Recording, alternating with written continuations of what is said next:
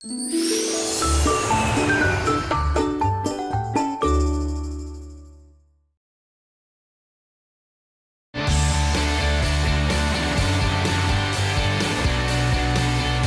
여러분의 아침 햇살이 되고 싶은 남자 김현욱입니다. 굿모닝, 여러분의 아침 공기가 되고 싶은 여자 최정입니다. 얼마 전 국내 연구진이 세계를 또 한 번 놀라게 했습니다. 혈액 검사만을 통해서 치매를 예측할 수 있는 기술을 개발했다고 하는군요. 네, 그렇습니다. 특히나 치매는 증상이 빨리 발견되기가 쉽지 않은데요. 예방과 치료를 위해서라도 하루빨리 상용화가 됐으면 좋겠습니다. 네, 더 놀라운 것은 혈액 검사를 하는 데는 비용이 적게 들기 때문에 부담이 그만큼 덜하다는 건데요. 네. 자, 이렇게 훌륭한 우리 국내 연구진에게 박수를 한번 보내면서 네. 자, 오늘도 알찬 정보를 가지고 저희는 힘차게 달려보도록 하겠습니다. 다 함께 출발!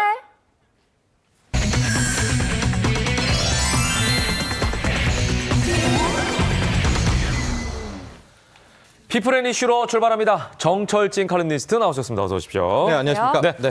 자, 바로 어제 예술문학의 블랙리스트 사건으로 기소된 김기춘 전 대통령 비서실장 그리고 조윤선 전 문화체육관광부 장관 항소심 2차 공판이 있었습니다. 네. 그런데 이 조윤선 전 장관의 태도 논란이 또 도마에 올랐네요. 그렇습니다. 이 조윤선 전 장관 1심에서 블랙리스트 혐의에 대해서는 무죄였었고요. 네. 위증 혐의에 대해서만 유죄를 받아서 현재 집행유예 상태 아닙니까? 그리고 이제 2심이 진행 중인데요. 어제 이제 조윤선 전 장관 측에서는 이런 주장을 했습니다. 즉 위증에 대한 혐의를 했다는 것에 대해서 크게 두 가지를 통해서 부인을 하게 됐는데요. 네. 첫 번째, 블랙리스트 없다라고 한 것은 네. 그게 자체가 없다는 게 아니라 물리적으로 그런 뭐 파일 같은 게 없다, 서류가 없다라고 이제 답을 한 것이다라는 얘기.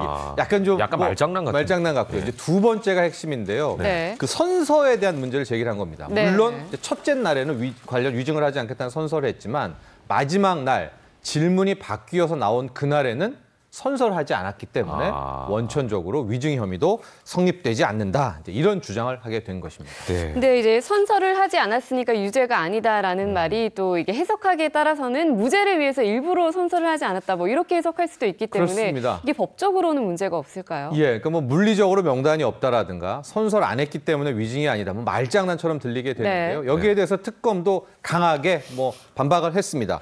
그동안의 대법원 판례를 보면 이런 증인 선서 같은 경우에 첫째 날 선서를 했다면 네. 추가 기일에 추가 선서를 하지 않아도 만에 하나 거짓말, 위증을 했을 경우에 모두가 다 유죄로 판단했던 사례가 있다라고 해서 이제 조윤선 전 장관 측이 주장을 했던 마지막 날 질문이 바뀌었기 때문에 또다시 선서를 했어야만 위증죄가 성립 안 된다는 것은 터무니없다. 또 이렇게 이야기를 했습니다. 같은 사안이라는 거죠. 그렇죠. 예, 같이 다 맥락이라는 거죠. 한 네. 번만 하면 된다. 이런 주장입니다. 네, 다음 소식으로 넘어가 보겠습니다. 바로 어제 충격적인 사진들이 공개가 됐습니다. 네. 피멍과 찢어진 상처가 가득한 폭행의 흔적이 있는 사진들이었는데 네. 이 사진의 출처가 병원이었네요. 그렇습니다. 지금 부산이 들썩들썩 거리고 있다라고 합니다. 뭐 여러분도 잘 알다시피 이제 부산대 병원에 지도 교수의 전공이 폭행 사건 때문인데요. 사진을 한번 몇 장을 먼저 보시죠. 네. 사진들을 보면은 야. 거기에 지금 전공의의 정강, 다리예요. 무릎, 다리 사진인데 피멍이 들었잖아요. 와. 폭행을 가한 사람이 바로 저 전공의의 지도 교수, A 지도 교수로 알려져 있는데요. 저 사진 좀 약과였었고 뭐 피고름 사진도 지금 돌고 있는데요.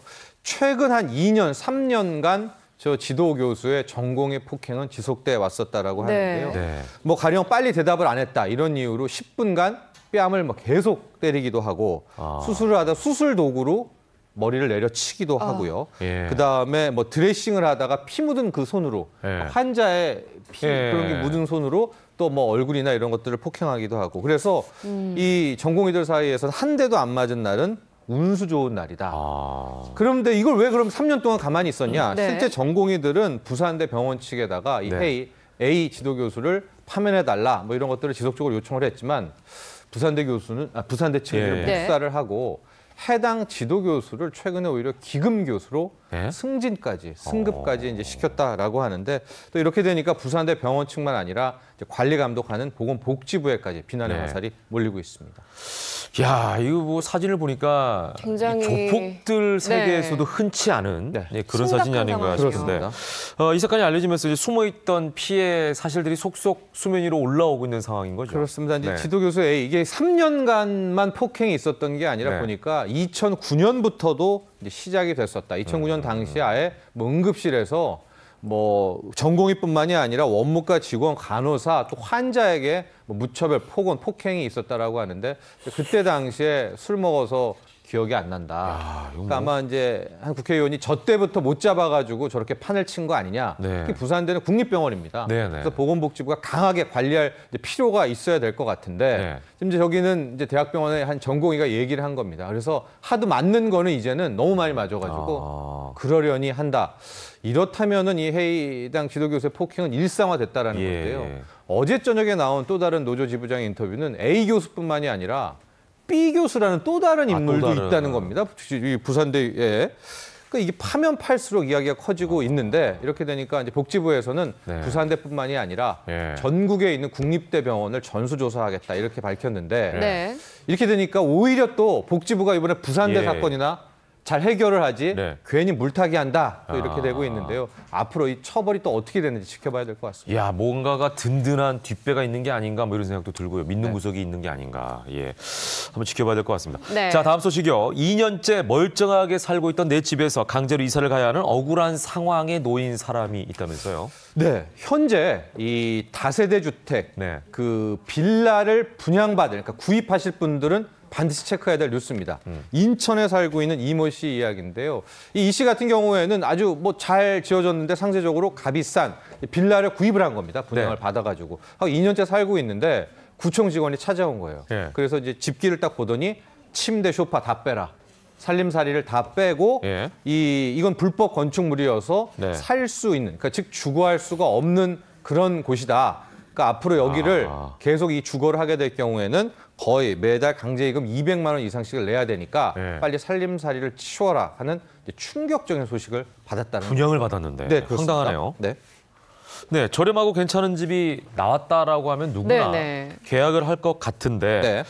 이렇게 불법 건축물이 주거지가 될 수도 있는 겁니까? 그렇습니다. 이제 이게 최근에 아주 빈번한 사례라고 하는데요. 예. 특히 이 빌라 같은 경우에는 20뿐만이 아니라 한 12세대 정도가 다 분양을 받았다라고 하는데 예. 알고 봤더니 이 빌라는 주거용이 아니라 이제 근린시설용, 우리가 흔히 말하는 근린상가용으로 네. 허가를 받게 된 겁니다. 이 근린상가로 받게 되면 이곳에는 뭐 슈퍼마켓, 뭐 가게, 그렇죠. 헬스클럽 정도까지는 지을 수가 있어요. 그러나 살 수는 없는 거죠. 겁니다. 예. 그러니까 이제 이 씨 같은 경우에도 뭐 딴 데 활용을 해야지 여기에서 네네네. 주거는 할 수가 없는 없는 거죠. 네. 그런 것이게 될 것 같은데요. 예. 근데 이런 피해가 요즘에 너무나 확산되고 있어서 예. 이 근린 생활 시설을 주거용처럼 해서 파는 이 근생 빌라라고 해서 예. 뭐 쉬쉬하면서도 업자들 측에서는 이게 사기 아니에요, 그럼? 일종의? 큰 틀에서는 사기죠. 그죠? 일종의 예. 이런 것들 횡행하고 있다라고 합니다. 예. 그런데 애초부터 이렇게 주택으로 분양할 집을 왜 이렇게 저렴하게 내놓으면서까지 네. 상가로 허가를 받는 걸까요? 그러니까 분양업체에서는 왜 이러는 건지. 예, 예. 근린 생가가 있고요. 예. 주거 시설이 있는데요. 예. 분양업체 측에서는 주거 시설을 만들게 될 때는 정말 돈이 훨씬 더 많이 듭니다. 가령 한 주택당 주차장 하나씩 다 확보를 해야 되고 필요한 조건들이 까다롭군요. 뿐만 아닙니다. 이것저것 주거 시설에는 뭐 갖춰야 될 것들이 굉장히 많은데 예. 상대적으로 이 근린상가, 상가 시설은 좀 쉽게 허가도 나고 처리해야 될 게 뭐 주차 이런 것도 좀 협소하게 끝내도 되기 때문에 네. 이런 식으로 좀 눈 가리고 아웅으로 지은 다음에 네. 잘 모르고 오신 분들에게 아유 이거 살아도 그러니까. 됩니다 해서 이제 팔게 되는 이런 형태라고 하는데요. 이렇게 하게 되면은 이제 이게 상가기 때문에 네네. 하자도 못 받게 되고요. 아까도 네. 말한 것처럼 살림을 아예 할 수가 없기 때문에 네. 반드시 이런 빌라를 분양받으실 때는 주거로 확인해야겠네요. 확인 받은 예. 것인지 허가를 아니면 근린인지를 꼭 확인하시기 바랍니다. 예, 예. 네, 다음 소식으로 넘어가 보겠습니다. 우리나라 인천국제공항 정말 네. 세계 최고의 서비스를 자랑하고 있는데 그렇죠. 이번에 새로 시작할 서비스 하나가 문제라면서요? 네, 저도 이 뉴스를 보고 좀 깜짝 놀랐는데요. 이제 내년 1월이 되면 인천공항이 커집니다. 제2 여객 터미널을 오픈을 하게 되는데 네. 지금 그 1여객과 2여객 사이에 있는 그 막간 환승 구역에 네. 대형 성형외과 병원이 들어선다는 거예요. 공항에요? 네, 공항에. 오. 이게 왜 낸 아이디어인가 했더니 네. 요즘에 이 우리나라의 성형 기술이 워낙 좋으니까 이 예. 의료 기술이 예. 외국인들이 외국인들이 많이 온다는 거 아니에요. 예. 그러니까 그 환승 구역에다 성형외과를 설치를 하면 쉬는 동안에 성형하라는 얘기예요? 예, 게다가 환승 목적으로 인천공항을 많이 찾아올 거 아니에요. 그러니까 인천공항에서 이런 빅 아이디어다라고 이제 아니, 이게 성형외과를 내게 된 건데 이 아이디어에 대해서 국감장에서도 그렇고 특히 네. 의사협회, 대형 예. 성형외과 측에서 강력 반발을 하고 나섰습니다. 왜냐하면 이게 이제 수익성은 높겠지만 네. 우리가 가령 코 수술을 예. 했다고 예. 쳐봐요. 그럼 몇 시간 내에 다시 비행기를 타고 타야 되는데 기압차도 얼마나- 있고. 그렇습니다. 예. 네. 근데 쌍꺼풀 수술을 했다. 위로 나가면 다시 부풀고 풀어지는 거 다 아니에요? 풀어진다라고 하고 아이고. 뭐 그냥 뭐 보톡스 정도에 어느 정도는 된다라고 해도 시술은 수술 같은 경우를 할 경우에 예. 환자에 대한 안전성, 보호에 대한 것들을 다시 한번 생각해 봐야 된다라고 해서 이제 질타가 나오고 있는데요. 예. 제가 보기에도 아이디어는 분명히 그러니까 아이디어는 되게 깜짝 좋아요. 아이디어인데 예. 환자는 참 예. 어떻게 해야 될지 바로 또 비행기를 예. 타야 되니까. 예. 아이디어도 깜짝 아이디어고 이걸 받는 사람 입장에서도 깜짝 놀라겠네요. 예. 그렇죠. 아무튼 환자 입장에서도. 사람을 상대로 건강에, 해서 하는 네, 거는 좀 무리가 될 조심해야 것 되지 같아요. 않을까 맞습니다. 싶네요. 네. 자, 마지막 물에다도 사용할 수 있는 방수 스마트폰이 나오고 나서 네. 논란이 되고 있는 문제가 네. 대중 목욕탕 안까지 휴대전화를 들고 들어오는 사람이 생겼다면서요? 이게 핫 이슈입니다. 핫 이슈. 이제 네. 방수폰에 네. 뭐 또 다른 역설 뭐 이런 식으로 제목이 나오고 있고요. 네. 많은 댓글들, 사진도 올라오고 있는데 요즘 목욕탕에 가면은 스마트폰이 다 방수되지 않습니까? 네. 그래서 저는 사우나에 이야. 이제 다 거의 대부분 들고 온다는 거예요. 말도 안 방수폰을 된다, 들고 이거. 오는 예. 분들이. 그래서 이제 설문조사 같은 것들도 많이 하는데 저는 무조건 반대가 예. 많을 줄 알았거든요. 근데 찬성이 또 있어요? 찬반이 거의 비슷비슷한 경우도 많습니다. 설문조사에. 아니 네. 탕 안으로 들어가는 사람도 네. 다 홀가분한데 뭐 하나 들고 가면 이상하지 않나 이거? 네. 근데 이제 워낙 스마트폰 중독이 많기 때문에 남탕에 많이 들어가는데 여탕에도 그렇게 많이 또. 아 그래요? 예. 그런데 그랬을 경우에 그 들고 온 사람한테 뭐라고 해야 되냐 뭐 이런 네, 하소연들이 많아요. 네. 왜 들고 오냐라고 또 하게 되면 그렇죠. 요즘 같은 또 예. 시대에 이게 웬 오지랖 또 이래버리면 굉장히 당황스럽기도 아니 근데 거기 있는 하고. 사람들은 또 찍힐까봐 걱정스러운 거야. 그렇습니다. 네, 네. 그래서 굉장히 입법이 필요한 것도 같습니다. 과연 네, 네. 목욕탕 안에까지 네, 네. 스마트폰을 들고 오는 이 행태, 네. 이 행동 어떻게 해야 네, 될지 좀 확실한 여러분들의 의견도 법안이 한번, 마련이 네, 돼야겠네요. 한번 보죠. 예, 네. 예. 네, 이번에는 영상으로 보는 이슈 전해주시죠. 그렇습니다. 우리가 미래 기술의 결정판이라고 하면 인간을 다시 만드는 복제 인간 아니겠습니까? 복제 인간의 기술 과연 가능할까요? 영상을 통해서 확인하시죠. 복제 인간을 소재로 한 1982년 영화 블레이드 러너는 공각기동대, 매트릭스 등 수많은 영화에 영향을 준 SF의 고전입니다. 그 30년 뒤를 그린 속편 블레이드 러너 2049가 최근 개봉했습니다. 전편 개봉 당시 인간 복제는 허무맹랑해 보였지만 10여 년 뒤 복제한 돌리가 탄생했고 이젠 소, 돼지 등 다양한 복제 동물이 나왔습니다. 최근엔 유전자를 바꾸는 편집 기술도 개발됐습니다. 심지어 유전자 자체를 만들어 인공 생명체를 탄생시키는 연구도 진행 중입니다. 다만 전문가들은 영화처럼 성인을 복제하는 것은 과장됐다고 설명합니다. 엄마 뱃속에서 태어날 때 상태, 그 상태로 복제하는 것을 지금 현재 상태의 동물 복제라고 합니다. 그런데 이게 조심스러운 게 한 5년 뒤, 10년 뒤는 그런 게 될지도 모르는 거죠. 속편에는 매력적인 인공지능 연인부터 게임기 같은 무인 폭격기까지 다양한 기술이 소개됩니다. 특히 네온사인을 홀로그램이 대체했는데 실제 홀로그램은 요즘 K-팝 스타들의 공연에도 활발히 쓰입니다. 그만큼 발전이 됐다라는 식으로 묘사가 된 거죠. 영화에 묘사된 것 같은 그런 거대 홀로그램을 현실에도 보게 될 날도 어쩌면 2049년보다 더 빨리 올 수도 있지 않을까. 이번 영화는 또 얼만큼 현실화될까? 미래 기술에 대한 기대와 우려가 함께 나오고 있습니다. 채널A 구가인입니다.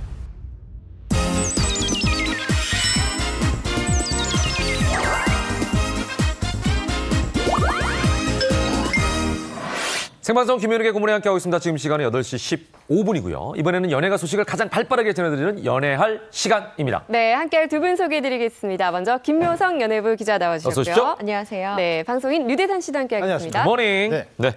자, 얼마 전 말씀드렸던 여배우 성추행 파문, 그 성추행을 한 당사자가 바로 배우 조덕재 씨로 밝혀졌습니다. 네. 어제 피해 여배우의 기자회견이 있었죠? 네, 그렇습니다. 사회적으로도 정말 관심이 집중된 가운데 네. 피해자 여배우가 대리인을 통해서 기자회견을 가졌습니다. 그리고 이 자리에서 편지를 통해서 그간의 심경을 고백하기도 했는데요. 먼저 사건을 차근차근 짚어보자면 지난 2015년에 배우 조덕재 씨가 영화 촬영 중에 여배우를 성추행했다는 이유로 고소를 당합니다. 그리고 1심에서 무죄, 2심 유죄가 결정되죠. 그리고 이 조덕재 씨는 항소를 결정하면서 언론사들과 인터뷰를 진행합니다.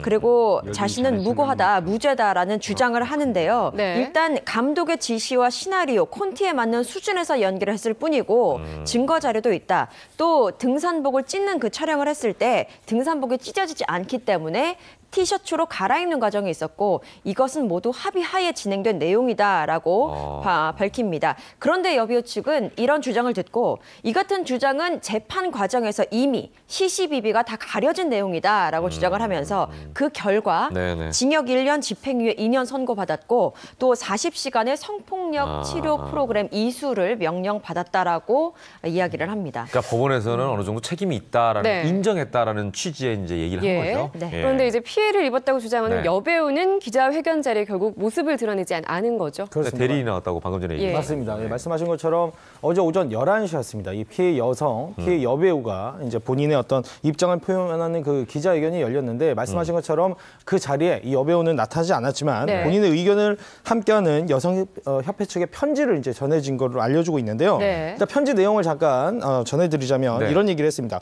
연기에 있어서 합의란 상대 배우의 신체 위해가 가해될 수 있는 경우 상대 배우와 합의하는 것이 동의라 알고 있다. 하지만 연기 경력 20년 이상인 배우 조덕재가 상대 배우인 자신의 동의 없이 폭력을 휘두르고 상하체에 대한 추행을 계속했다면서 이는 연기가 아닌 성폭력이다라고 본인의 억울함을 호소를 했고요. 그리고 이제 그런 얘기를 했습니다. 정말 그 조덕재 배우가 본인에게 정말 진심으로 네. 사과를 하고 뉘우쳤다면 이런 지금 상황까지 가지 않았을 텐데라는 네. 내용을 또 전달하면서 앞으로도 예. 강력하게 대응할 것을 또 보였습니다. 네, 여기에 대해서 영화 감독도 자신의 입장을 표명했죠? 네, 그렇습니다. 사실 그간 언론을 통한 이 자신의 입장을 표명하는 것은 함구를 했던 것이 사실인데요. 네네. 조덕재 씨가 인터뷰를 하고 난 다음에 감독이 분노를 하면서 자신의 입장을 조금이나마 전했습니다. 일단 그동안은 어느 한쪽으로 치우칠까 봐 사실 성추행이라는 것은 당사자들이 가장 잘 알고 있는 부분이기 그렇죠. 때문에 네. 일단 그래도 좀 빠져서 상황을 지켜보고 있었는데 네네. 조덕재 씨의 인터뷰 내용을 보면 마치 모든 것을 다 알고 있는 감독이 함구를 하고 있고 때문에 자신에게 화살을 돌리고 있으며 여론을 몰이하고 있다라고 주장을 하면서 분노를 표한 겁니다. 그리고 조덕재 씨의 인터뷰 대부분이 사실이 아니고 그래요? 그동안 그냥 가만히 있었던 것이 아니라 네. 감독으로서 A4 용지 10장 정도의 내용을 써서 재판부에 네. 제출하기도 하는 등 네. 열심히 협조를 했다라고 주장을 합니다. 때문에 조덕재 씨에 대한 명예훼손으로 좀 강력하게 대응을 해볼까라고 고민을 하고 있다고 하고요. 네네. 또 여배우 측의 기자회견이 있은 다음에 입장을 조금 더 자세히 밝히려고 했는데 아직까지는 나오지 않은 상황입니다. 조금 더 기다려봐야 될 것 같습니다. 네네, 정말 오랜 시간 이 치열한 공방을 다퉈온 만큼 좀 빨리 해결이 잘 됐으면 좋겠고요. 네. 이번에는 분위기를 좀 바꿔서 다음 소식 넘어가 볼 텐데요. 네. 스타들의 충격 입금 전후 사진입니다. 보통 저희가 스타들을 스크린에서 보면 뭐 탄탄한 몸, 날씬한 몸을 볼 수 있는데 네. 또 이분들이 일상생활에서는 반대되는 반전 모습으로 또 화제가 되고 있죠. 일명 지몬미 시간입니다. 그렇습니다. 네. 사실은 뭐 스타들도 사람이거든요. 네. 그래서 이제 스타들이 작품하기 전에는 네. 또 휴식기를 가집니다. 그러다 네. 보면 이제 뭐 살도 통통한 게 오르고 네. 인간적이죠. 인간적인 네. 그러다 보니까 이제 매 작품마다 180도 달라지는 네. 스타들의 어떤 외모와 이미지 네. 저희가 좀 재미있게 한번 준비를 해봤거든요. 얼마나 푸릅니까? 그렇습니다. 입금이 되면 팍 바뀌잖아요. 그러니까 입금 전후의 모습 제가 한번 준비를 해봤습니다. 한번 일단은 볼까요? 첫 번째 다이어트 귀재 미스 코리아. 미스 코리아 하면 많은데. 네, 한번 추측을 해보세요. 김성령 씨도 있고. 네네네. 맞아요. 이한희 씨도 뭐 최근에 맞아요. 활발하게 활동하고 네. 있고. 그렇죠, 엄청나게 그렇죠. 많아요. 자, 그렇다면 누군지 한번 바로 가보겠습니다. 네. 바로 아이고, 네. 고현정 씨가요? 그렇습니다. 고현정 씨가 굉장히 좀 유명하죠. 네. 고현정 씨는 뭐 언제나 아름다운 미모를 유지하는 것은 맞습니다만 네. 소위 말해서 입금 전후가 조금은 달라지는 모습으로 많이 눈길을 끌었습니다. 자세히 보니까 왼쪽이 좀 통통하시긴 네, 하네. 왼쪽이 그렇죠. 조금 네. 그렇죠. 네네. 그런데 최근에 또 네. 공개가 되는 모습이 또 화제가 됐는데요. 네. 지난 17일 열린 부산국제영화제에 참석을 했던 모습입니다. 네. 보시면요. 안경을 쓰고 진짜 여기는 수선고 평범한 모습으로 네, 그러네요. 네, 관객들을 만났습니다. 때문에 좀 눈길을 많이 끌었는데요. 네. 수수하다. 네, 예. 뭐 체중이 약간 불어난 모습이다. 예. 좀 친근하다라는 반응, 각양각색의 아니 반응이 전날 뭘 있었습니다. 먹고 자서 그랬을 수도 있어요. 그랬을 시적으로. 수도 있고요. 네. 그런데 고현정 씨가 어떤 체중이 늘어난 모습, 조금은 수수한 모습을 보인 게 이번이 처음은 아니죠. 네, 과거에 그렇죠. 드라마 제작 발표회 당시에도 네. 살이 조금 오른 모습을 보여줬었는데 네. 그때 당시에 이제 캐릭터는 굉장히 카리스마 있는 내용인데 자신이 좀 살이 올라서 그 맛이 좀 안 나는 것 같다. 살을 빼겠다라고 각오를 다집니다. 혹독하게. 그렇습니다. 그리고 나서 입금이 됐을까요? 조금 완전히 달라진 모습으로 눈길을 다시 한번 끄는데요. 네. 제작 발표회 이후 한 달이 채 되지 않은 이 상태 모습입니다. 굉장히 야, 입금됐네요. 그야말로 리즈 시절이라고 할 정도로 네. 굉장히 아름다운 모습을 보이죠. 야. 날렵해진 모습으로서 기자들의 탄성을 자아내기도 했고요. 진짜 이렇게 바뀔 수가 고현정 씨는 이렇게 작품에 들어가기 전과 후의 모습이 굉장히 다릅니다. 그만큼 작품을 위해서, 캐릭터를 위해서 프로페셔널한 프로다, 모습을 프로. 보여주는 네. 스타 중의 스타라고 볼 수 있겠죠. 예. 자, 다음 두 번째 넘어가겠습니다. 다음. 자연인과 배우 사이. 그렇습니다. 자연인도 됐다가 배우가 됐다. 자연인까지. 네. 자연인까지 가요? 일단은 패셔니스타. 근데 우와. 패셔니스타요? 네네네.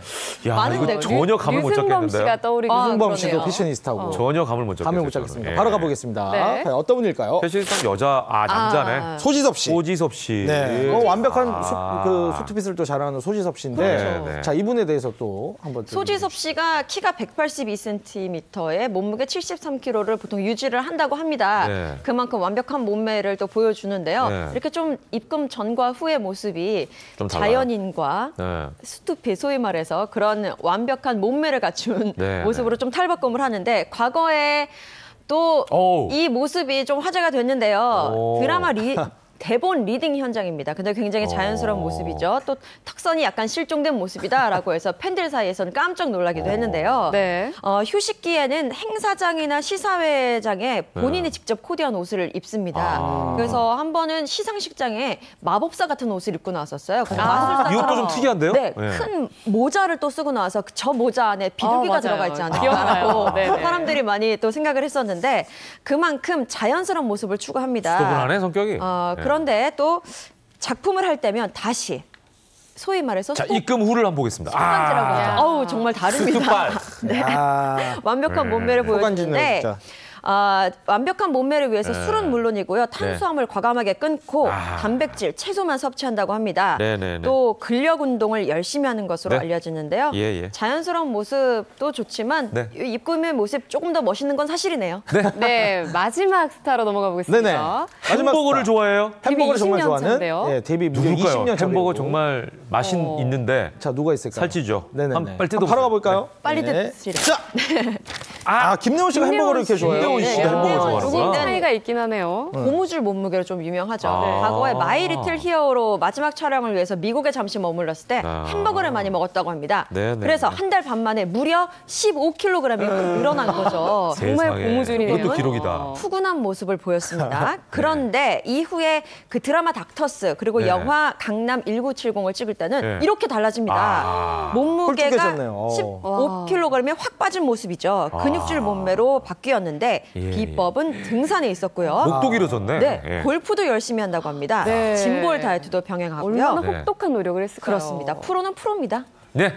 자, 어쨌거나 뭐 우리는 뭐 프로인 모습도 사랑스럽고 좋습니다만 인간적인 모습도 맞아요. 환영합니다. 네, 네. 배우도 인간인데 쉴 때는 좀 쉬셔야죠. 예. 네. 자, 이제 다른 얘기로 넘어가 보도록 하겠습니다. 최근 드라마계에 법정 드라마가 많이 쏟아지고 있습니다. 네. 채널 A도 그 열풍 속으로 뛰어들었다고 하는데요. 채널 A에서 1년여 만에 선보이는 웹 드라마 소개 좀 해주시죠. 그렇습니다. 이 대법원과 채널 A가 기획을 하고 또 컨버전스 TV가 제작을 한 웹드라마 바로 로맨스 특별법을 이제 선보이는데요. 네. 여기 이제 출연하는 배우가 20년차 베테랑 연기자 류진 씨, 그리고 김민규 씨, 그리고 또 가요계를 휩쓴 빅스의 혁, 그리고 에이핑크의 박초롱 씨가 함께 출연합니다. 일단 6부작 드라마인데요. 네.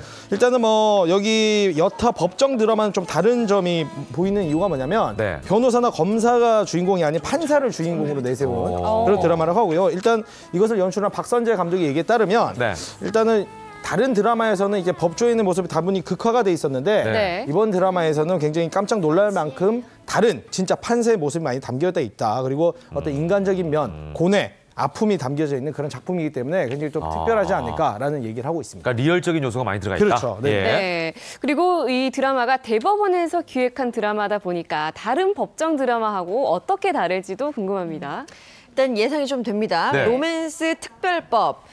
이 드라마가요, 법원 행정처가 처음으로 기획에 참여하고 제작에도 지원을 했습니다. 네, 네. 때문에 보다 사실적인 요소가 굉장히 많이 들어갈 것으로 예상이 되고요. 또 색다른 스타일의 법정 드라마가 될 것이다라고 기대가 모아집니다. 네.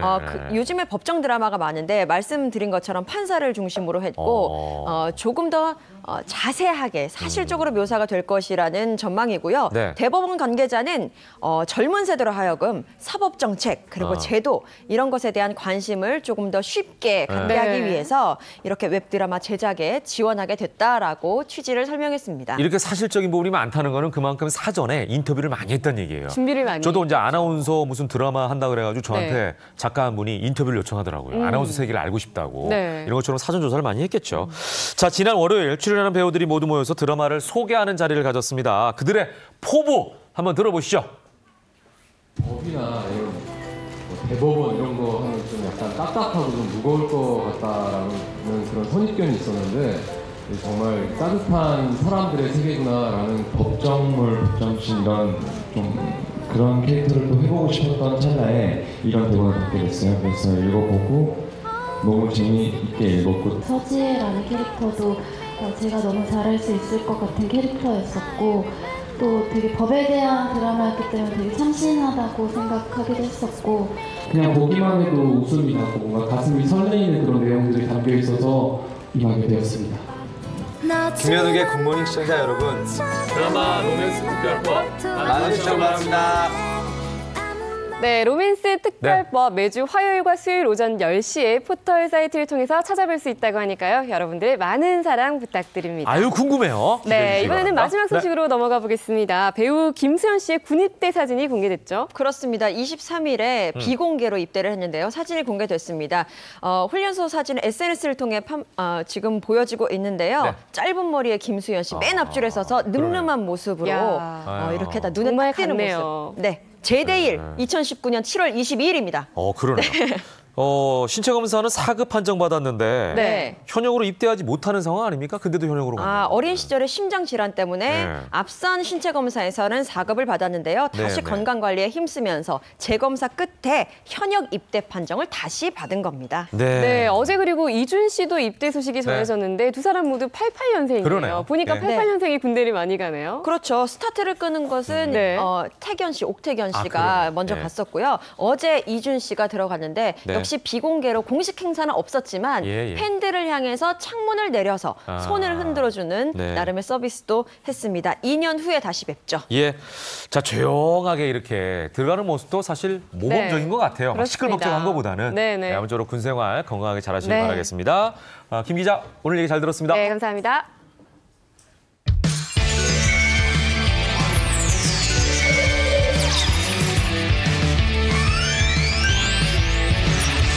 네, 이번 코너는 임금들의 수라상 속에서 건강비책을 찾아보는 수라의 비밀 시간입니다. 조선 임금들은 각종 산의 진미를 많이 먹었지만 네. 경무에 시달리고 스트레스를 받고 운동 부족 때문에 건강 상태는 엉망이었다고 합니다. 그래서 임금을 보필하는 어이나 상공들 입장에서는 어쩔 수 없이 어떻게 보면은 매일 먹는 음식 속에다가 이 건강의 비밀을 다 쏟아 부어야 했을 텐데요. 과연 네. 오늘은 어떤 임금의 수라 속에서 어떤 건강 비책을 찾을 수 있을지 지금 야심차게 준비한 이 코너 엄청나게 많은 분들이 관심을 갖고 있는데 네. 오늘도 기대해 보도록 하겠습니다. 아이고 이리 오너라. 어우. 네, 매주 내가 이 연기를 열심히 하느라 아주 네. 힘들고 네. 어쨌거나 이렇게 기대를 많이 하고 있기 때문에 그 네. 기대에 부응하기 위해서 내가 이번 주에도 온갖 서적을 다 뒤져서 여러분들 위해서 준비를 많이 했습니다. 일단 부담이 네. 좀 되긴 하지만 지금부터 오늘의 수라상의 주인공을 내가 그러면 공개를 해주겠습니다.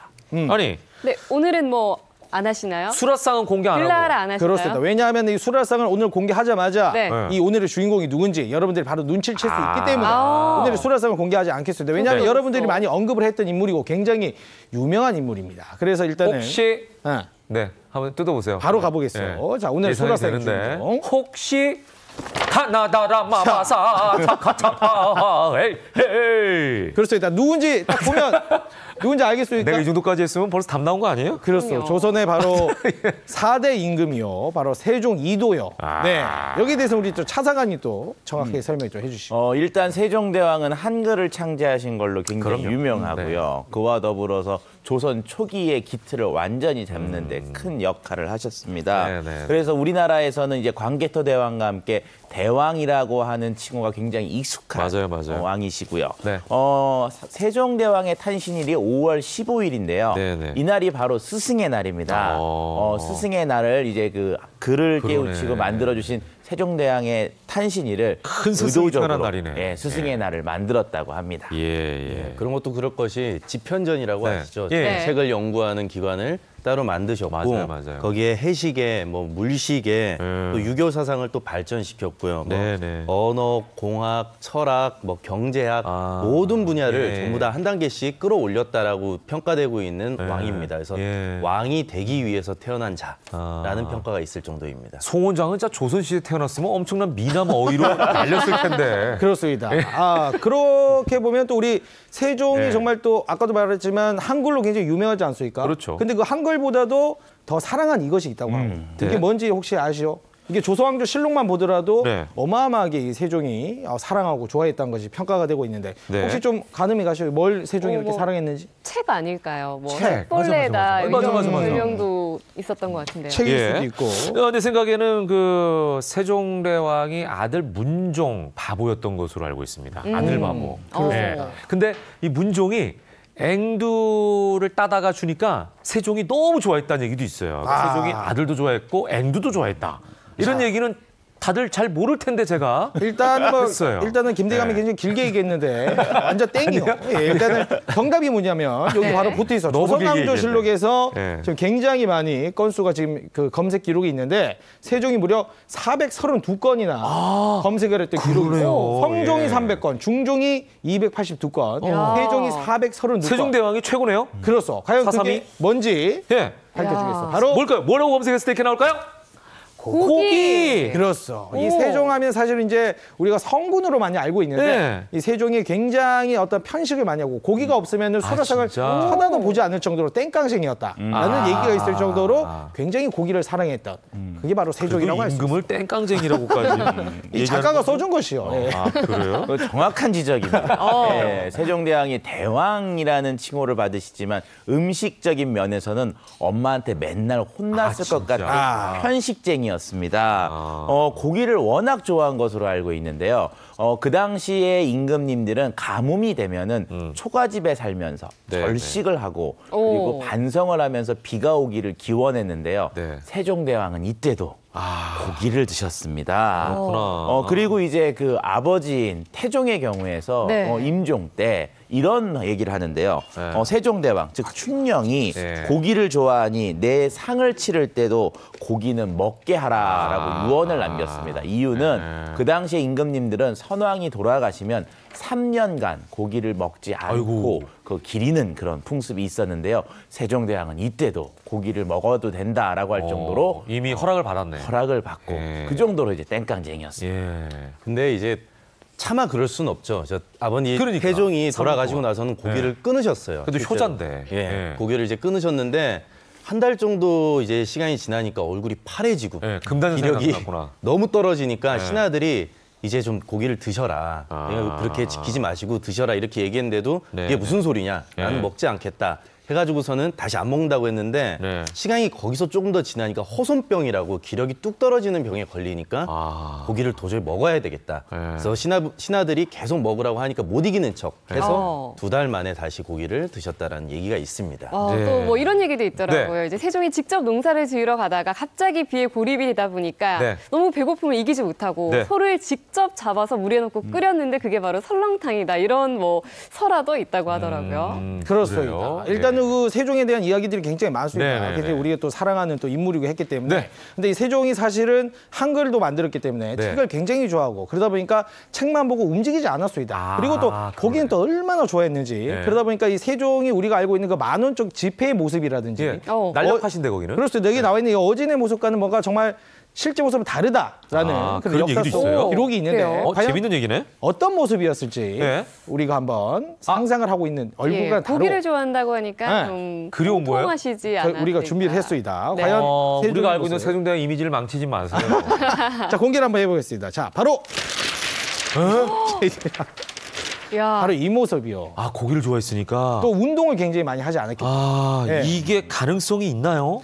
그렇죠. 이게 보면은 아까 네. 그 모습은 누가 봐도 그러니까 비만의 모습은 사실 아닌데 예. 기록에 보면은 세종대왕이 이제 고기를 워낙 좋아하고 운동량이 많이 떨어져서 예. 굉장히 좀 비만했다라는 기록들이 굉장히 많거든요. 예, 그리고 예, 20대 때인 세자 시절부터 이미 당뇨병, 소가를 앓았다라는 기록들이 있는 예. 거를 보면은 그렇게 마른 모습이 아니라 약간 좀 후덕한 모습이지 않을까 하는 추측들을 좀 많이 하고요. 아하. 또 당뇨 합병증으로 인해서 이제 사망을 하고 시력을 잃게 되는데 54세에 돌아가시는데도 54세 자체도 굉장히 오래 살았다고 할 그래요? 정도로 몸이 그렇게 좋지는 않으셨습니다. 네, 얘기를 듣다 보니까 이런 노래가 생각이 나네요. 고기 반찬, 나는 고기 반찬이 좋아. 어허, 무엄하도다. 그만하시오. 어쨌거나 세종이 고기를 좋아한 건 사실이요. 이렇게 고기 반찬을 좋아하는 편식쟁이 하루에 4끼를 먹는 대식가였어. 그러다 보니까 네. 그 세종을 모시는 어이들의 가장 큰 숙제가 이 세종 아까도 이제 모습이 잠깐 공개돼 있지만 가장 큰 숙제가 세종의 다이어트를 책임지는 그런 그렇겠네요. 것들이 굉장히 중요했는데 어쨌거나 오늘은 어이와 수락관 나인들의 식재를 통하여 그의 비만을 치료하고자 했던 그 세종의 수라상 우리가 한번 전하의 다이어트 식단을 한번 만나보도록 하겠습니다. 예. 식단 들라라. 네, 이렇게 세 가지가 준비가 돼 있네요. 그렇습니다. 자, 그럼 첫 번째 세종의 다이어트 요리 뭔지 아시겠어? 한번 추측을 해보면 좀 묵 아니에요? 묵? 언뜻 보기에? 묵, 네. 팥 같기도 하고요. 팥 같기도 하고 네, 언뜻 저게 보기에. 바로 구선왕 도고라는 네. 9가지 한약재가 진짜? 뭉쳐져 있는 바로 떡이요. 예. 네, 이게 바로 세종대왕의 가장 대표적인 다이어트식으로 지금 알려져 있는데 우리 네. 차사관이 또 설명을 해주겠어. 이게 구선 왕도 성원. 같은 경우는 맵쌀에 네. 9가지 약재를 넣어가지고 떡처럼 이렇게 쪄서 만든 그런 음식이에요. 또 들어가는 게 뭐 의인, 백평두, 뭐 시상, 산약, 네네네. 그다음에 연자육, 능인, 사당 뭐 이런 약들이 이렇게 들어가는데 네. 전체적으로 보면 다이어트 음식이라고 보면 돼요. 다이어트 음식에서 게다가 기력을 좀 높여주고 면역력을 좀 강하게 해주는 네. 그런 음식이라고 보면 되는데 예전부터 구선 왕도고는 머리를 좀 맑게 해주고 네. 몸을 좀 튼튼하게 해준다라고 해서 왕에게 예. 진상을 했던 그 음식인데 네네. 선비들이 많이 먹었던 음식이에요. 근데 이게 왜 세종의 밥상에 있느냐? 네. 세종 같은 경우는 한약을 그렇게 먹기를 싫어했대요. 예. 고기를 좋아하고 편식이 네. 너무 심하니까 네. 일부러 떡처럼 저렇게 만들어가지고 아. 한약을 넣어가지고서는 네. 만든 다음에 저것도 먹기 싫어한다 그러면은 그걸 말린 다음에 네. 갈아서 죽이나 이런 데다 아이고. 넣어서 그런 식으로 드실 수 참 있도록 노력 많이 하셨네. 그렇다고 합니다. 네. 또 이 구선 왕도고는 예로부터 네. 머리가 맑아지고 네. 몸이 좋아지는 떡으로 임금님께 진상을 하거나 과거를 보러 가는 선비들이 먹었습니다. 자, 그러면은 구선 왕도고 이게 재료가 뭔지가 궁금한데 그거 한번 보도록 하겠습니다. 식재료. 자, 은쟁반에 뭐가 있습니까? 보여주시죠. 자, 이것은 이게 바로 뭐예요? 의인과 복령이요. 복령은 들어봤는데 의인은 뭐죠? 사람 이름 아니에요? 예, 의인은 율무입니다. 율무. 율무. 율무처럼 먹는 율무인데 예. 율무 쉽게 같은 얘기하지. 경우는 이제 먹으면 포만감을 주고 예. 또 붓기를 빨리 빼줘요. 그래서 현재에도 한약에도 이제 다이어트 처방으로 많이 또 사용되는 네. 그런 약이거든요. 네, 그 네, 네. 복령 같은 경우도 붓기를 좀 빼주고 심신을 좀 안정시킬 수 있는 약이다. 네, 네. 지난번에도 그렇게 보시면 나왔었죠. 됩니다. 그러네. 예. 그래서 그 영조의 장수 비결 우리가 이제 복령버섯이 네. 중요하다고 했는데요. 그 동의보감의 표현에 의하면 이 복령버섯은 먹었을 때 포만감을 오래 느끼게 해서 아하. 붓기, 즉 음식에 대한 그 요구도를 떨어뜨린다 됐으니까 다 현대말로는 다이어트 재료로 네. 참 좋다라고 오. 말씀드릴 수가 있습니다. 자, 두 번째 보겠습니다. 네, 두 번째는 어떤 음식도 음식인가요? 궁금한데요. 약간 뭐죠? 떡국 같은 느낌도 그러네. 있는데요. 그렇습니다. 떡국이 맞습니다. 오. 근데 네. 이게 그냥 일반 평범한 떡국이 아니라 네. 바로 암꽁의 뼈를 우려서 육수로 만든 어떻게 보면 꿩 떡국이다. 꿩 육수 떡국이다. 그럼 식재료를 한번 확인해 볼까요? 확인해 볼까요? 네. 자, 은뚜껑을 열어주시면 그러네. 이게 꿩이라고 얘기 안 했으면 닭이 있나 이렇게 생각했을 텐데 이게 꿩이군요. 세종대왕의 소갈증은 유명하죠. 네. 소갈증 같은 경우는 지금 현재 이제 당뇨라고 보면은 좀 이렇게 비슷한데 옛날에 중국에다가 소갈을 갈증을 좀 치료할 수 있는 처방이 뭐냐라고 물어볼 정도로 소갈이 좀 심했다라고 얘기를 합니다. 근데 이제 꿩 같은 경우는 기본적으로 지방이 그렇게 많지가 않고 좀 약간 텁텁하고 좀 질긴 육질에 가지고 있어서 단백질 섭취하는데 나쁘지 않으면서 지방이 많지가 않으니까 담백하구나. 꿩을 통해 가지고서는 좀 식사를 할 수 있도록 이렇게 했다고 합니다. 마지막 세 번째 한번 보겠습니다. 자, 세 번째 음식은 뭔가요? 요거 팥죽이죠. 팥죽 아니에요? 그렇죠. 이거는 뭐 식재료가 궁금하네. 그냥 팥이 아니겠죠? 숨길 것도 없이 팥 맞소. 팥 맞아요? 팥이요. 특별한 팥 아니야? 팥죽인데 그냥 팥이요. 이건 꽁 들어가지 않았어. 그런데 이 팥에는 또 숨겨진 비밀이 있는데요. 임금님이 받는 수라상에는 언제나 흰쌀밥과 그 옆에 팥 물밥이 같이 있었습니다. 그래서 두 가지 중에 하나를 선택해서 드시라고 되어 있는데요. 과거 조선시대는 음양오행설에 의해서 붉은색을 띠는 팥은 양을 상징해서 그 붉은색을 먹어주면 귀신이 안 들어온다. 병에 걸리지 않는다라는 그런 생각이 있었습니다. 그래서 병을 치료를 하고 계시는 임금님들의 수라상에는 팥물밥 또는 팥죽 같은 것들을 올리지 않았을까 생각이 됩니다. 차 교수님, 우리가 조선시대 아니니까 마인드라고 해도 됩니다. 이 말로 바꾸시려고. 아니, 그러니까 우리가 이 시간만 되면 말을 어떻게 해야 될지 진짜 조선시대 너무 어려워. 사관이 된 걸로 지금 막 빙의하셔가지고 말도 느려지고. 우리 좀 편하게 해주면 편하게 하고 저희가 그 옛날 그 세종대왕의 그 다이어트 식단을 제가 살펴보고 있습니다. 3가지가 나왔는데 이제 이거를 현대적으로 물론 이게 나온 것들이 현대에서 우리가 먹을 수 있겠지만 어떻게 이거를 활용하고 요리할지 이게 이제 궁금한 거 아니에요? 그렇습니다. 중요한 건 이제 이거를 현대식으로 우리에게 얼마나 잘 적용하느냐가 중요한데 그래서 오늘은 특별하게 직접 요 요리를 이 자리에서 한번 만들어보는 시간을 가져보도록 하겠습니다. 그래서 수락관 9을 지금 직접 이 자리에 모셔보도록 수락관 9 들어가라. 넘어온 거예요? 그렇습니다. 이 최은주 나인이시네요. 이 나이는 이제 수라를 채우는 최은주 상궁이요. 반갑습니다. 그 시대 그거 없어서 그만해. 자, 준비됐어. 네, 어떤 요리를 준비하셨는지 궁금합니다. 네, 제가 오늘 준비한 요리는 코스코스라는 요리인데요. 북아프리카 지역의 전통 요리 중에 하나예요. 코스코스는 밀가루를 좁쌀 모양으로 빚어서 뭐 익힌 다음에 라임즙이라든지 아니면 올리브유하고 섞어서 샐러드로 먹기도 하고요. 고기랑 곁들이기도 하고. 진짜 전통과 현대의 조화인데요. 네. 조선시대 얘기하다가 갑자기 코스코스가. 그래서 이거 말투도 좀 이렇게 하시오. 아니 그냥 미안하오. 네. 그래서 그 코스코스 요리법을 응용해서 오늘은 이 팥하고 율무를 이용해서 통곡물 샐러드를 한번 만들어 볼 거예요. 자, 해주시죠. 네, 한번 스타트를. 자, 어떻게 합니까? 네, 먼저 이 꿩고기를 좀 먹기 좋은 크기로 잘라줄 건데요. 꿩고기를. 꿩고기 요즘에 많이들 드시니까 그죠? 꿩 만두도 있고. 꿩이 뭐 특별한 식재료는 아니에요. 그런데 되게 담백하다고 하니까 한번 활용하시면 좋을 것 같네요. 네, 아무래도 지방질이 좀 적고요. 닭고기보다 좀 선홍빛을 더 많이 띠는 게 특징이에요. 그러네요. 닭고기보다는 빨갛네요. 꿩 대신 닭이다 이런 얘기도 있지 않소? 그러니까 꽁고기를 닭고기보다는 더 쳐줬다는 얘기죠. 그렇죠. 그것도 있고 옛날 떡국에는 꽁고기를 쓰다가 이제 닭이 많이 잘 사육이 되면서 닭으로 바꿨다. 그래서 꽁 대신 닭이다. 그런 말이 생겼다는 얘기도 있습니다. 우리 최 나인께서 말씀을 많이 하셔야 저희가 말이 네, 꿩고기에 혹시 모를 누린내가 있기 때문에 소금이랑 후추, 청주로 밑간을 좀 해줄 거예요. 그 접시 좀 주시겠사옵니까? 이거 말입니까? 네. 잘하는구려. 이거? 네, 그것 좀 주시겠습니다. 여기 있어이다. 오늘 그 첫 생방송이라고 떨린다 그러시더니 잘하는구려. 네, 제가 첫 생방송이라서 좀 떨리긴 하는데요. 여기 소금이요? 네, 소금, 후추. 소금, 후추. 네, 밑간을 간을 좀 해야 되는군요. 그렇죠. 모든 고기는 밑간을 해주신 다음에 요리를 하셔야 나머지 잡내도 없어지고. 네, 누린내도 잡고요. 이건 뭐? 이건 청주예요. 청주가 없으실 경우에는 집에 어제 드시다 남은 소주나 화이트 와인 이런 거 넣어주시면 돼요. 누구나 다 술을 먹지는 않는데. 너무 제 기준으로 얘기는 나와요. 네, 이렇게 조물조물 이렇게 약간 밑간을 해주시고요. 네. 팥이랑 율무는 사실 삶는 시간이 너무 오래 걸려요. 이거 여기서 삶으려면 생방송이 다 끝나기 때문에 제가 어저께부터 불려와서 네, 오늘 스튜디오에 지금 아까 나왔던 재료들을 다 활용하시는 거예요? 네, 맞아요. 팥과 율무를 이제 40분에서 1시간가량 익혀주네요. 네, 팥은 사실 40분 이상 익혀야 좀 팍 익는데 오늘은 좀 식감 때문에 30분보다 조금 적게 27분 정도 익혔습니다. 알겠어. 최상국 우리가 성격 급하니 이제 빨리빨리 하면 좋겠어. 네. 팬을 좀 달궈주신 다음에 꽁고기를 볶나 봐요. 자, 올리브유겠죠? 네, 올리브유예요. 올리브유. 이제 조선시대 때는 뭐 콩기름을 썼겠습니다만 조선시대에도 콩기름은 없었어요? 예, 참기름, 들기름 이런 거. 아하. 자, 이렇게 해서 콩고기를 볶아요. 네, 고기가 익을 동안 드레싱을 한번 만들어 볼 건데요.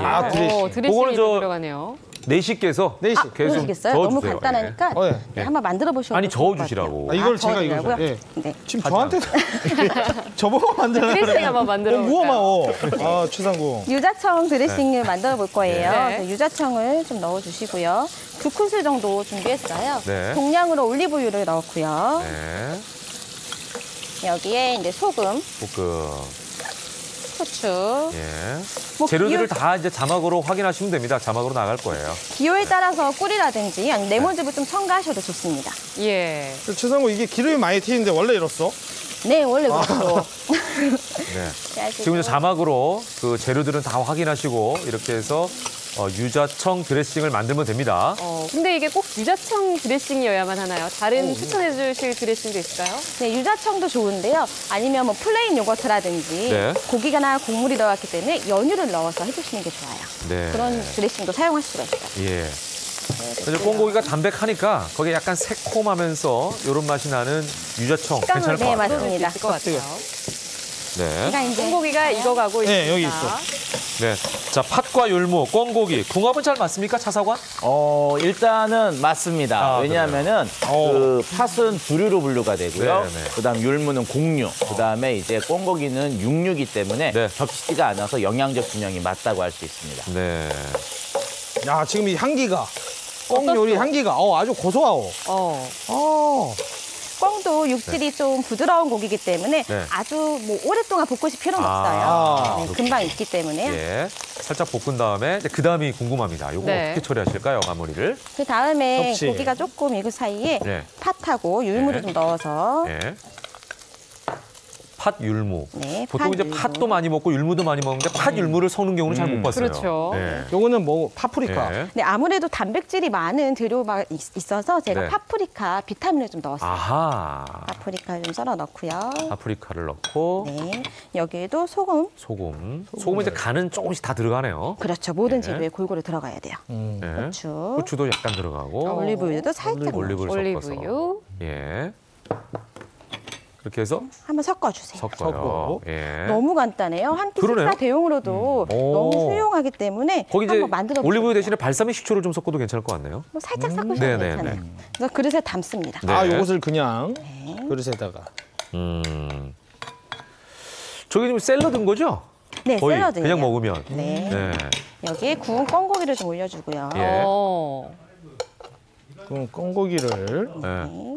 야, 딱 봐도 다이어트 식단 같아요. 이 샐러드만 먹어도 사실은 다이어트에 도움이 되지 않을까 이런 생각이 들어요, 송 원장님. 그렇죠. 이게 지금 보면은 고기도 들어있고 뭐 야채도 이렇게 들어있는데 고기 같은 경우는 지방이 많지가 않은 고기고 그다음에 팥, 율무도 먹으면은 이제 배가 좀 많이 차고 팥 같은 경우는 붓기도 많이 빼주니까 딱 다이어트로 좋은 샐러드라는. 괜찮네요. 우리 저 최은주 씨, 요거 이제 맛있게 요리가 됐는데 저희는 시식을 한번 해보겠습니다. 여기에 추가적으로 좀 아침 먹을 때 좀 곁들일 수 있는 그런 메뉴 같은 것도 더 있을까요? 저희는 먹는 동안 좀 소개해 주세요. 진짜.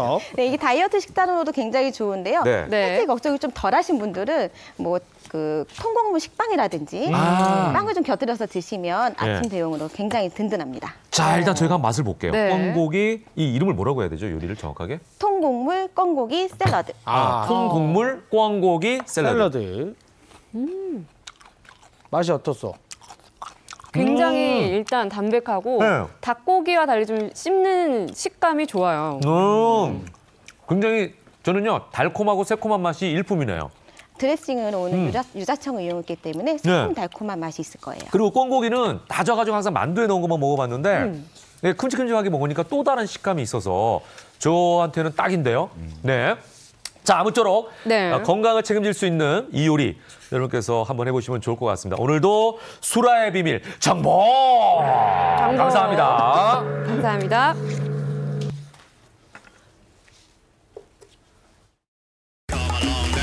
오늘은 뭘 먹을까에 대한 고민은 이제 그만.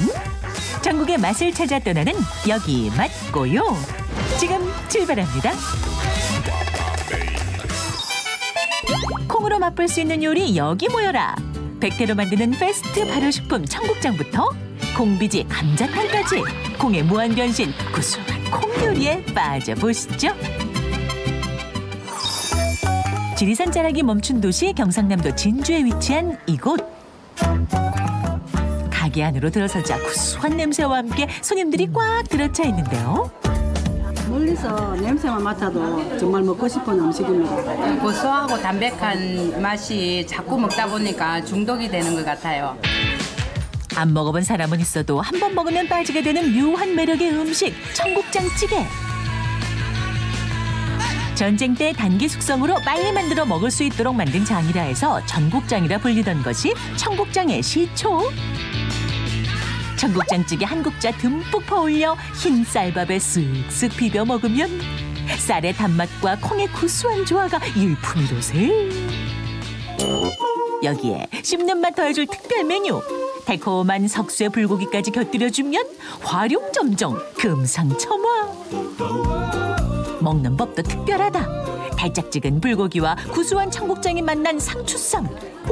이 맛이 어떨까요? 청국장의 구수한 맛과 석쇠 불고기의 달콤한 맛가 잘 조화가 잘 됩니다.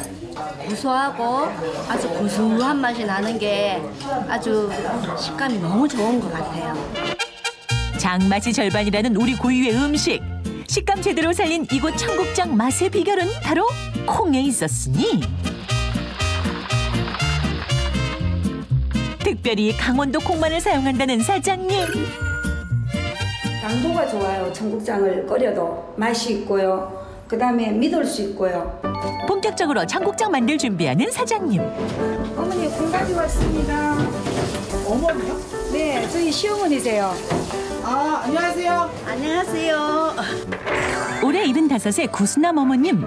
청국장과 함께 반세기 동안 살아오셨다는데요. 청국장 만드신 지는 얼마나 되셨어요? 지금 한 50년 됐네요. 청국장만큼은 진짜 자신 있어요.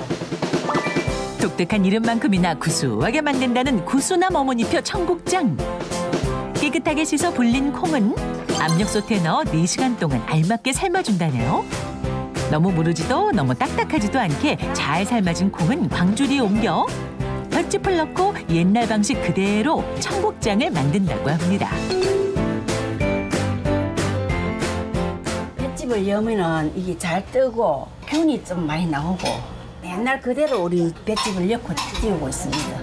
지금 광주리에 잘 담은 콩은 38에서 40도로 유지되는 방 안에서 2, 3일 정도 그대로 두면 공기 중에 있는 유익균, 마실러스균과 만나 청국장이 완성된다고 하는데요.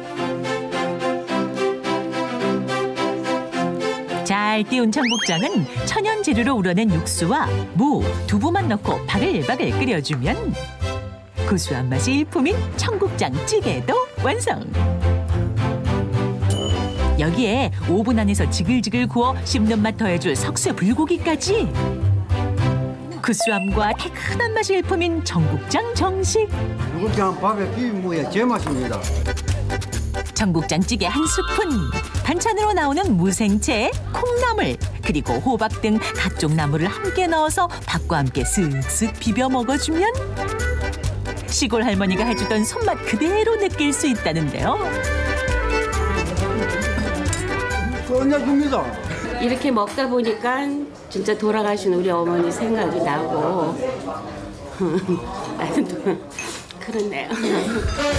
여기에 맞고요. 공식 홍보 찬스 고 찬스. 제한 시간 15초. 청국장 잡수면은 첫째는 건강하시고 둘째는 이 야채하고 청국장하고 잡수면 소화가 너무 잘 되고 너무 좋습니다. 건강이 진짜 최고입니다. 3초 남았어요. 청국장 먹고 건강해주세요. 끝났습니다. 성공했답니다. 네, 건강해주세요. 네. 감자탕 맛집이라고 해서 찾아온 이곳. 그런데 감자탕 위에 소복이 내려앉은 눈? 뭐야, 과연 저곳의 정체는 뭔가요? 바로 콩을 갈아 올려 부드러운 식감을 더한 콩비지 감자탕이라고요. 고소한 콩비지에 시원하고 깔끔한 국물. 뜯어 먹으면 부드럽고 쫄깃쫄깃한 돼지고기까지. 콩비지도 부드럽고 고기도 참 담백하고 부드러워. 고기가 야들야들한 게 입에서 살살 녹아. 되게 맛있어요. 부드러운 감자탕 돼지고기의 비밀을 찾아 주방으로 들어간 제작진. 돼지 목뼈, 요거는 돼지 등뼈. 요게 같이 들어가야 국물도 더 잘 우러나고 좋아요. 그런데 갑자기 나뭇가지로 고기를 문대는 사장님? 아니 이게 대체 뭐예요? 우리 비법인데? 살짝만 알려주세요. 살짝? 그러면 이게 뽕나무 뿌리 껍질. 오, 뽕나무 뿌리 껍질이요? 이게 어디에 좋은 거예요? 연육작용도 하고 부드럽게 해주고 또 잡냄새 제거. 살이 쏙쏙 빠지는 감자탕 고기로 탄생하기 위해선 뽕나무 뿌리 껍질이 필수. 숙성은 물론이요, 고기를 삶을 때도 함께 넣어준다는데요. 여기에 고춧가루, 표고버섯, 멸치가루로 만든 천연 양념 넣고 고기에 양념이 쏙쏙 배이도록 푹 삶아주면 매콤하고 시원한 감자탕 육수와 야들야들 부드러운 감자탕 돼지고기가 완성됩니다.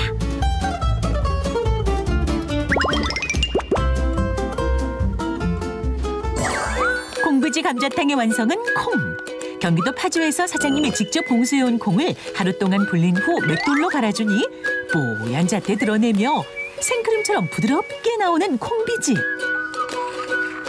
어머나 어머나, 모르는 분이 보면 아이스크림인 줄 알겠어요. 잘 익은 고기와 우거지, 그리고 국물에 콩비지까지 넣어주면 여러분, 눈이 왔어요. 눈이. 감자탕에 눈이 왔어요. 마치 썰매라도 타야 할 것 같은 자태.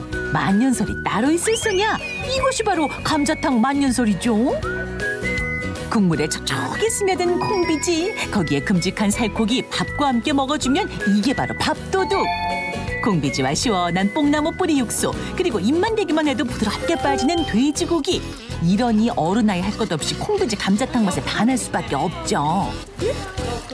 콩하고 이거 갈비하고 이게 배합이 잘 된 것 같아요. 엄청 좋아. 부드러운 고기로 손님들 사로잡은 이곳의 또 다른 메뉴.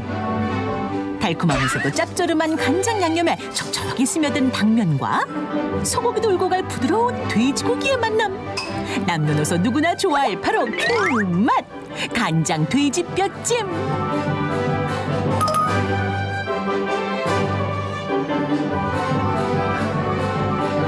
감자탕집이 다 빤하잖아요. 항상 진짜 잠 못 자고 신경 쓰고 이거 개발한다니까. 이곳만의 비법 양념 간장 소스에 뽕나무 뿌리 육수, 그리고 부드러운 돼지고기, 당면 넣어서 중불에 자작하게 졸여주면 부드럽게 살이 쏙쏙 빠진다는 간장 돼지뼈찜 완성! 이런 돼지뼈 앞에서 체면 차릴 쏘냐?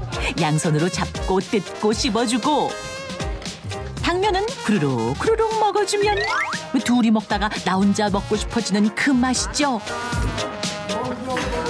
입으로 뜯으면 살이 쏙 빠져요. 소고기보다 더 부드러워요. 여기 맛고요. 공식 홍보 찬스, 고 찬스! 이렇게 화면으로 보시고 방송으로 들으셔도 직접 맛을 보셔야 아시니까 저희 집으로 직접 찾아오셔 주시면 저희가 맛있게 정성껏 만들어 드리겠습니다. 한번 방문해 주세요. 입이 즐겁고 몸이 좋아하는 건강한 음식 콩. 청국장찌개로 한 번, 콩비지 감자탕으로 또 한 번 맛있게 즐겨보세요. 짧은 소식 전해드리겠습니다. 도로교통공단은 서울 광화문 광장에서 어르신 교통사고 제로 캠페인을 진행했습니다. 이번 행사는 본격적인 고령사회로 진입하는 가운데 어르신들의 교통사고 경각심을 높이기 위해 마련했습니다. 고령 운전자 교통사고 점유율 역시 지난해 최초로 전체 교통사고의 10%대로 진입하여 모습을 촬영하고 싶어합니다. 함께해요. 양보. KB국민은행이 국내 첫 부동산 금융 플랫폼 서비스를 선보였습니다. 이 플랫폼 서비스는 부동산 매물 검색부터 대출 신청까지 한 번에 처리할 수 있는 신개념 서비스입니다. 10월 25일에 함께했습니다. 생방송 김현욱의 굿모닝 여기서 인사드리겠습니다. 네, 저희는 내일 아침도 8시에 찾아뵙겠습니다. 여러분과 함께한 수요일 아침도 역시 변함없이 굿모닝이었습니다. 고맙습니다. 감사합니다.